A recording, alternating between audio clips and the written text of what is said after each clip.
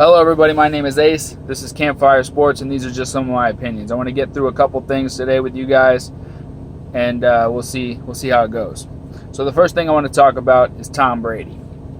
So as a Buccaneers fan, personally, I think Tampa Bay is exactly where he belongs. So, and I got a couple reasons why. So first off, I mean, what other team this year had 2,000-yard receivers? Nobody. Just Mike Evans, Chris Godwin, the GOATs. So right there off the bat, I mean, you know, Tom Brady's biggest problem this season was that he didn't have any weapons. Well, I mean, why not come to Tampa Bay where you got 2,000-yard receivers? You know what I'm saying? So I think just based off that, it's a good place for him to start. I think he should look no further than Tampa Bay. Now, I know people are going to say, oh, well, he could go to the Raiders, but why would he want to go to a team where he has to play Kansas City and Mahomes twice a year? That's silly. He's not going to go there. I don't think he goes to the Chargers either. Same situation. Honestly, I just thought of that. Same situation. And then some other ones I've heard were he could probably go to Tennessee. Great choice, honestly. He could easily go there. That's a great choice. But I think he comes to Tampa. I don't know if we'll get him, but honestly, I don't see him staying in New England. I mean, he could, but apparently he's asking for a lot of money now. And, I mean, seems counterproductive if he's trying to get weapons. We've got the weapons, and we got a decent amount of money to bring them in. So I say he comes to Tampa. The next thing I want to talk about is the Bucs offseason in general. I think we should send Winston out. I don't think we need him anymore. And I say that because you can't throw 30 interceptions and then ask for $30 million. I think that's ridiculous.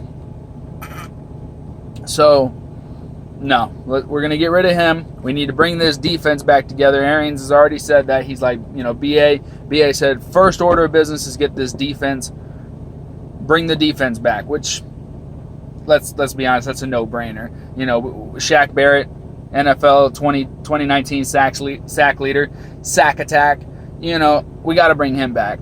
That's a given. I think JPP should come back, and I think we need to find a way to bring in Carl Nassib. But if we can't, I think Nassib is easily somebody we could spare. I think Nassib can go.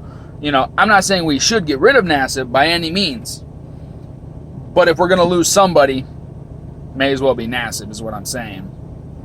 And then, you know, some other areas that I think we need to look into is obviously the offensive line. I mean, lots of people have said that our offensive line is terrible. I've said it, you know, not to you guys, but the offensive line is bad. I don't know what to do to fix it, but I know where we can start. We can start with Dotson. So obviously we need to get the offensive line taken care of. I'm going to move on to my next topic. I personally don't believe that Taysom Hill is a number one receiver. Quarterback. I don't think Taysom Hill is a true number one quarterback. I just don't think that he has the ability to be the quarterback that I think the Saints need. Now, as a Bucs fan, I could really care less. I think if they think he's the guy, then let him be the guy. So, I don't know. But personally, I think Drew Brees comes back. I don't think he's ready to be done yet. I think he wants to give it one more shot. See if he can take his team to the Super Bowl one more time. I say go for it.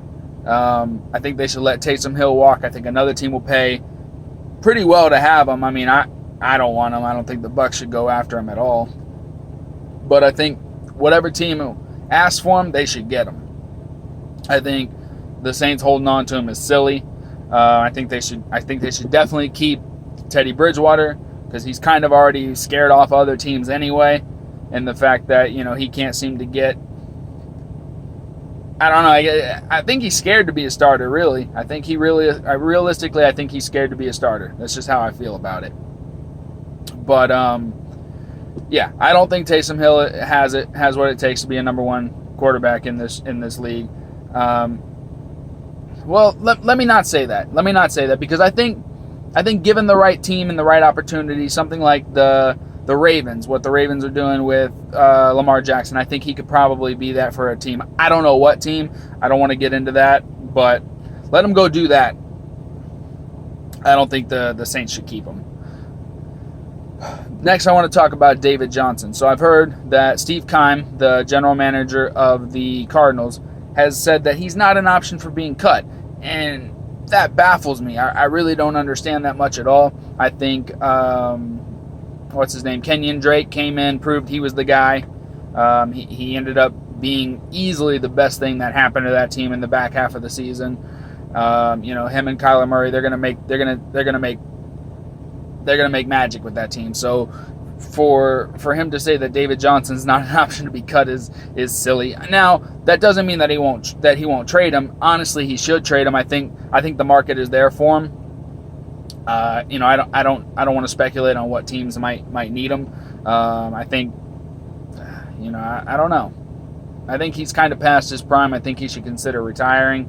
He really didn't look all that great. I mean, I don't know if it was an injury problem.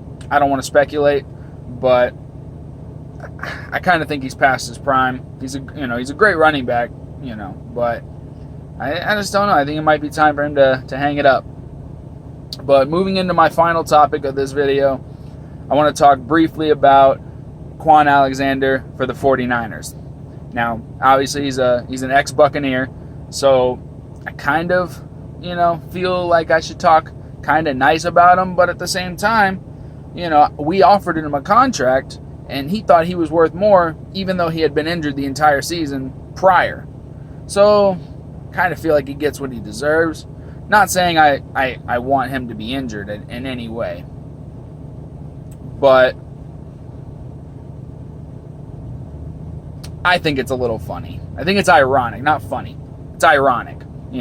He asked for a whole bunch of money. The 49ers gave him that money, and then he gets injured in the end anyway. Now, he did have surgery on his bicep, and from all accounts, it looks like it's going to go well, and he'll make a full recovery, and he'll be ready to play next year. So, more power to him, I think. I think that's well-deserved. Like I said, I'm happy for him. He got a ring, albeit a losing one. He still got a ring, and he put his best effort in the Super Bowl, and that's, all the 49ers could have asked for. So, anyway, those are just my opinions on some of the key topics this week in the off season.